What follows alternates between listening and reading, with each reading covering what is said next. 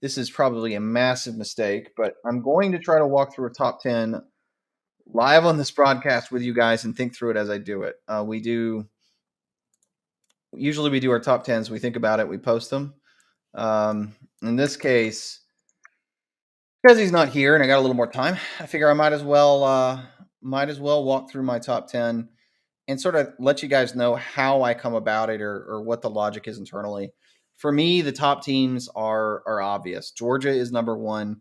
Um, their defense is obviously top tier in the country. I'm looking at BCF Toys to see the most recent ratings that he's published.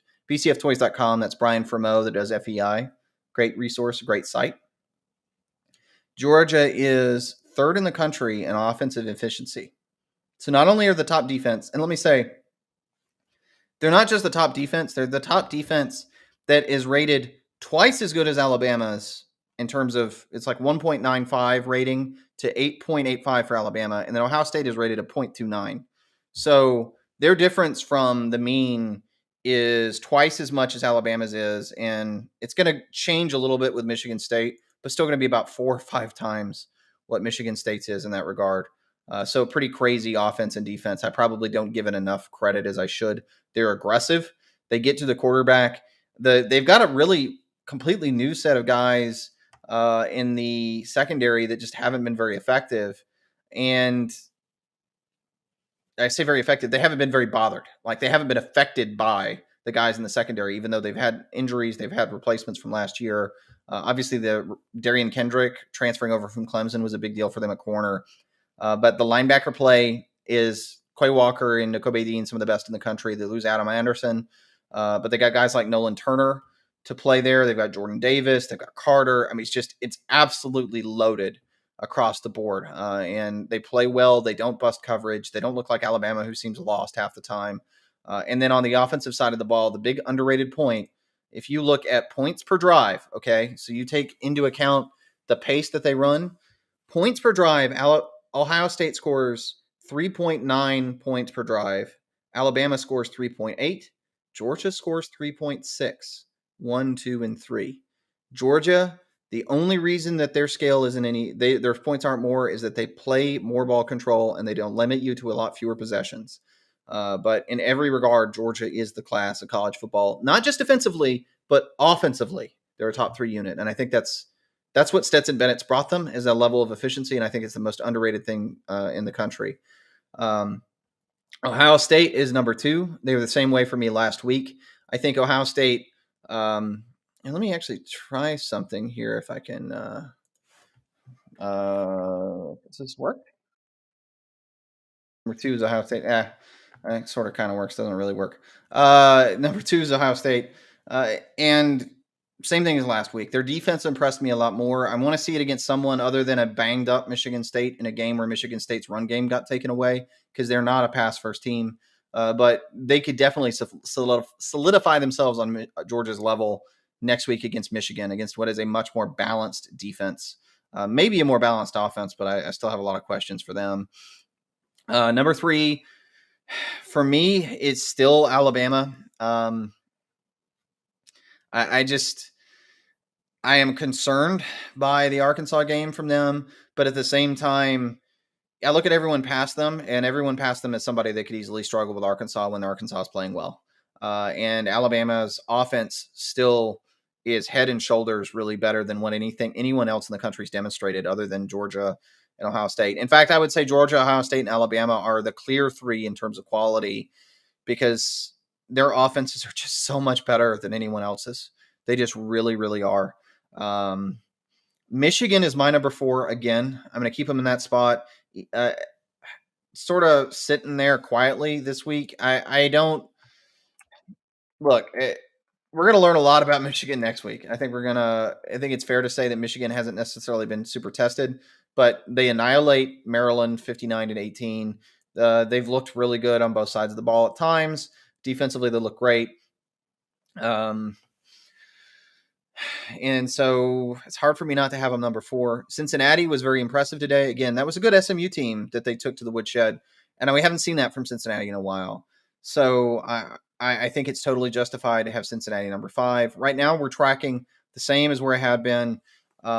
Next one on the list for me was Oregon. They drop off entirely. The fact that they had beaten Ohio State and hadn't lost again. I always talk about how would you do with their schedule, how would you do with yours.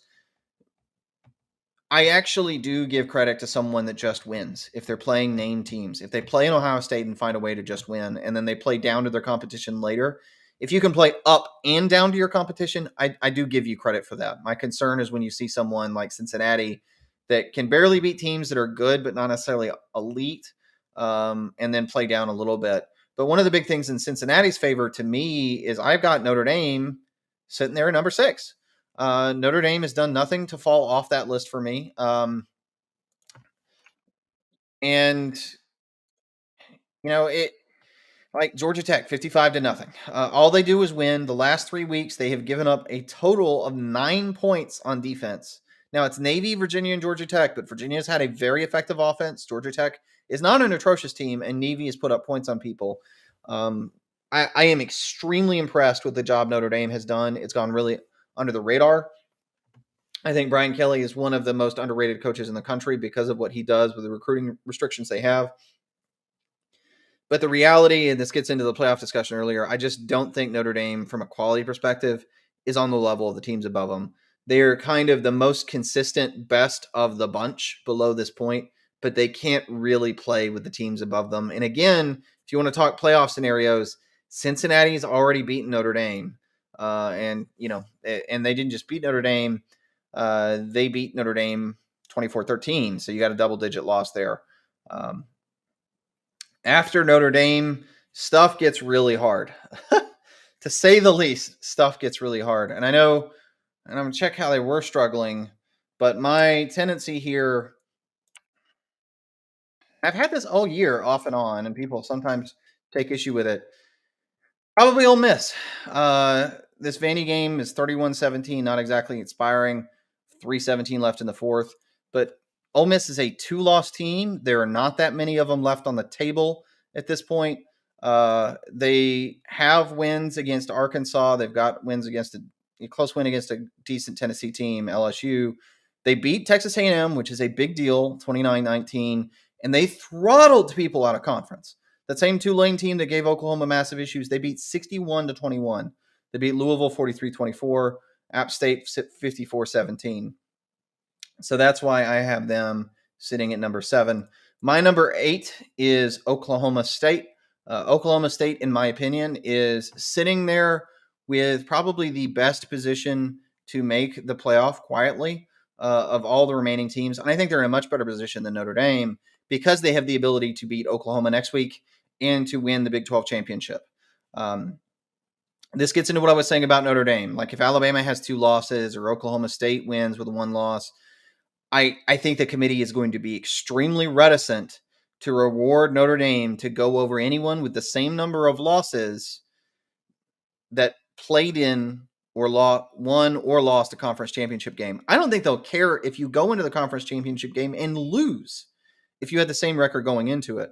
And when Notre Dame's made the playoff like 2018, they were undefeated, and there weren't other undefeateds to go above them. Weren't the same number of losses coming out of the regular season.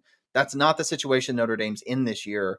And I think that loss to Cincinnati is going to be enough to keep them out. And I think Oklahoma State, I don't really have a lot more to say about them as a team. I mean, Spencer Sanders is a good quarterback. They're good on defense. I don't necessarily – there's not a lot that stands out about them. I kind of hate to say, but it's true. But they are sort of sitting there. Next one for me – I'm going to say my number 9 is Baylor. I wasn't impressed by their win over Kansas State. But again, you're sort of running out of options. All these Big 12 teams are sort of floating together. If you notice, Oklahoma's not in the top 10 for me. I don't think Oklahoma is as good as Oklahoma State or Baylor. I will do Bedlam, and I'll think more on it.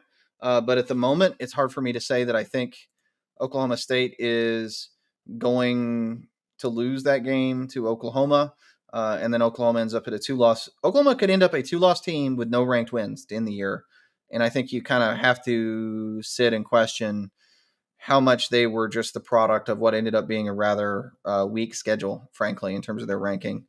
But at this point, who do you rank where? I'm going to have to put Michigan State here.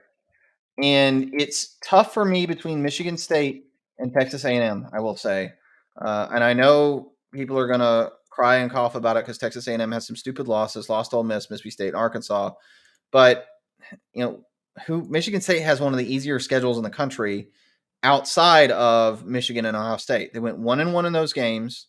Then they lose a bad game to Purdue that they lose by double digits. I think that loss is just as bad as A&M's Mississippi State loss. And A&M's, A&M loses to ranked Arkansas, beats ranked Alabama, beats ranked Auburn, loses to ranked Ole Miss, has a bad loss to Mississippi State. They've played a lot more ranked teams. They've had a much harder schedule. They have one more loss. Because of the one extra loss, I'm putting Michigan State ahead of them. But I think it's a little bit of a crapshoot who you put ahead, Alabama or Texas A&M. And this gets to a point somebody just put in chat. Bama lost to Texas A&M. Crying face. Look, Texas A&M was unranked when they played. That was because they lost 2 straight after their starting quarterback broke his leg in week 2, and it took them a while to get things together. They are not a phenomenal team. They are absolutely no worse than Michigan State. I think if they played Michigan State, they would beat them straight up, and they are going to be a top 15 team this week. So, if they beat LSU, they're going to finish 9-3. And the funny thing is, and I've said this a couple times, all the crying about Alabama lost to Texas A&M, depending on how Ole Miss ends with Mississippi State, Texas A&M may end up being the highest ranked team on Alabama's schedule. So it's kind of ironic to me that the year Saban loses to an unranked team is the year that Alabama loses to the best team on their schedule by the end of the year. They're just inconsistent and have some offensive issues, but it's inconsistent because they have really bad quarterback play. Not unlike certain teams in the Big Ten. So that's my top 10. Hate it or lose it. And if you don't like it, and I'm sure a lot of people like different things, you're free to tell me who you think should be in higher. But I'll tell you right now, if you go look at the list, there are a lot of 2 and 3 loss teams now that have to hover around the top 10. The pickings are really slim. And you got a lot of rivalry games to end the year. So you're probably going to have a lot more 2 and 3 loss teams sitting there around the top 10 by the end of the season.